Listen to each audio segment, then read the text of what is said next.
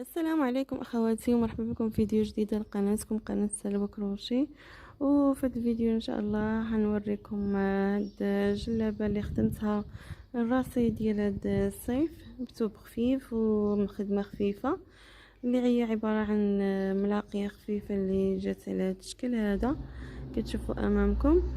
بالنسبه للاكمام درت ايضا غير دريس خفيف على هذا الشكل، ودرت طرزة خفيفة لأول مرة صراحة تعلمتها من اليوتيوب، أتمنى تعجبكم.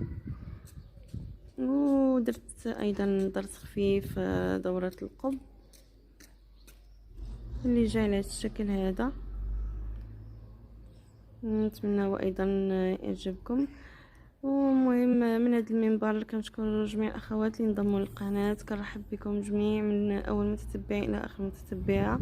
كنشكركم على دعمكم لي دائما، ونخليكم مع تتمه الفيديو ان شاء الله ونتمنى. المهم اخواتي، بالنسبه ان شاء الله في هذه الجزئيه نقول لكم يعني شحال احتاجيت ديال الحرير ديال العقاق. بالنسبه يعني باش خدمت انايا، انا خدمت فقط بحرير القصبه لان ما لقيتش نفس اللون، وبطبيعه الحال الحرير ديال الطرز الرباطي احسن اللي كندوبلو. ان شاء الله دابا نوريكم واحد الطريقه كيفاش ندوبلو، طريقه زوينه وسهله.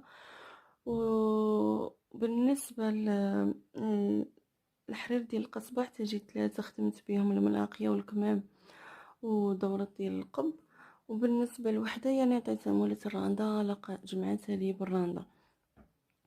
بالنسبه لهاد اللون كرولا يعني كان عندي واحد القصبه ايضا، وهي اللي يعني طرزت بها هاد الطريزه اللي كتشوفوا امامكم.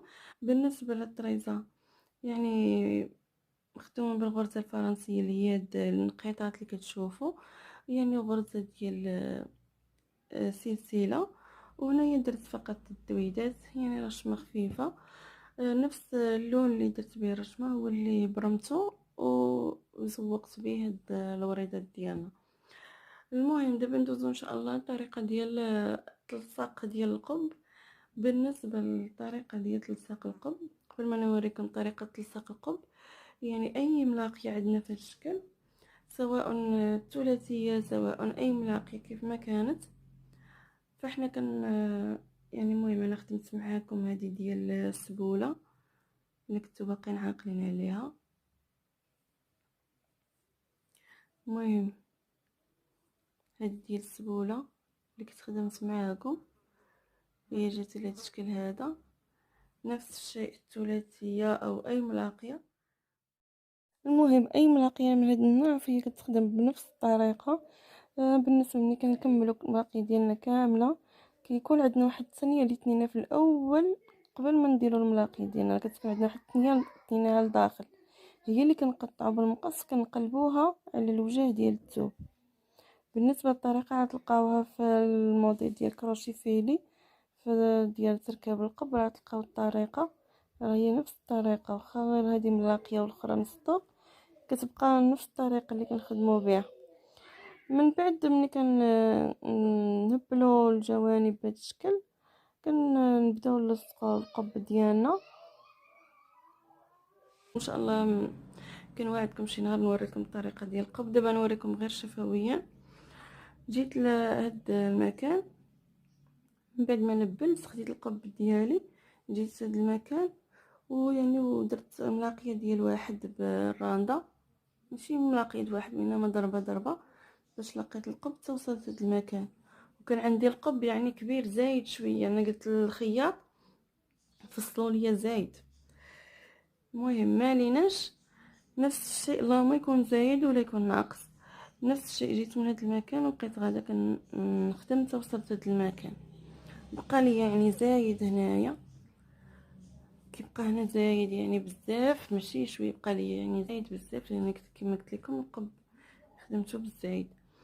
جيت لهنايا كتقطعي هذيك الزوائد اللي كتبقى عندنا وكتنبلي، كتبقى يعني كتنبلي بالبرا حتى كيتسنى بهذا الشكل صافي حتى كنوصلوا لاخر مكان.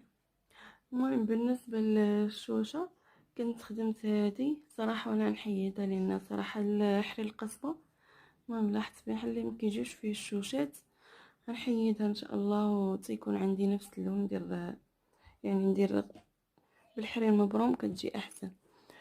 المهم هادشي اللي كاين. بالنسبه ان شاء الله الا كانت عندكم شي استفسارات او اي تساؤلات نتمنى تخليوها لي في التعليقات. بالنسبه للدريس هذا فهو دريس خفيف، المهم مخدوم بواحد الطريقه صراحه يعني حاسه هي صراحه ما شفتش في شي قناه. وان شاء الله دابا نوريكم الطريقه كنخدموا بها بزاف ديال الدريسات كيجيو صراحه بحال الراندا. المهم كاين هاد الدرس هذا وكاين يعني تمرنت على واحد 4 ديال الدريسات بنفس الطريقه. دابا ان شاء الله نقدمهم لكم في القناه. المهم تنظن يعني هادشي اللي كاين. المهم كنتمنى الشرح يكون واضح. بالنسبه لواحد الحاجه اللي ما وضحتهاش انه قبل ما نلصقوا القب يعني كنتنيو الثوب ديالنا على هاد الشكل، كنتنيوه كامل وحتى الاخير عاد كنبلوه هو ايضا بهاد الطريقه هذه بحال الشكل. يعني الا كاين مالين الراندا يعني كيبينوا مزيان بالتفاصيل هاد المسائل. كنتمنى يعني تدخلوا الفيديوهات وتشوفوا الطريقه بالتفصيل الممل. انا صراحه ما قدرتش نصور فهاد الحجر الصحي، ما يعني بزاف حوايج ما قدرتش نديرهم. المهم نتمنى الله يفرج على جميع المسلمين وترجع الامور كما كانت.